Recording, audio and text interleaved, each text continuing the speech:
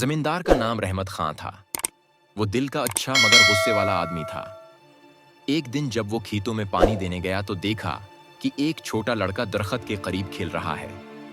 अचानक वही सानिप दरख्त है के नीचे से निकला और लड़के के करीब आने लगा।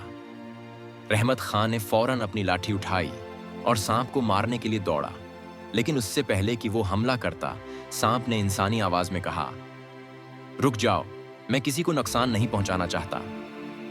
सांप की कहानी रहमत खां हैरान हो गया। उसने सांप से पूछा, तो बोल सकता है?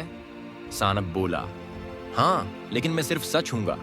बोलने वालों से बात करता हूं। तुम मुझे मारना चाहते हो, मगर क्या तुमने कभी सोचा कि मैंने चरवाहे को क्यों काटा था?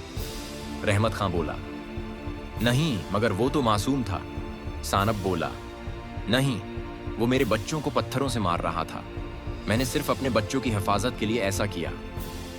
दोस्ती की शुरुआत ये सुनकर रहमत खां को एहसास हुआ कि वो बगैर सोचे समझे सानिप को मारने चला था। उसने सानिप से माफी मांगी और वादा किया कि वो गांव वालों को बताएगा कि सानिप खतरनाक नहीं है जब तक कोई उसे तंग ना करे। इसके बाद हम कहते हैं कि वो गांव वालों को बताएगा कि सानिप खतरनाक नहीं है जब तक कोई उसे तंग ना करे।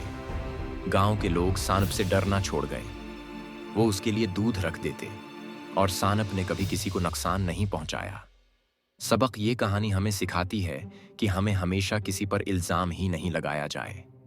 लगाने से पहले सच्चाई जानने की कोशिश करनी चाहिए और कभी भी किसी बेज़बान जानवर को बलावजा नुकसान नहीं पहुंचाना चाहिए। अगर आपको ये कहानी पसंद आई है तो बुराहे करम हमारे चैनल को लाइक करें, कमेंट करें और सब्सक्राइब करें। इससे हमें मजीद मयारी मवाद पेश करने में मदद मिलेगी। साथ ही घंटी के निशान को दबाएं ताकि हमारी नई वीडियोस की इत्तला आप तक पहुंच सके।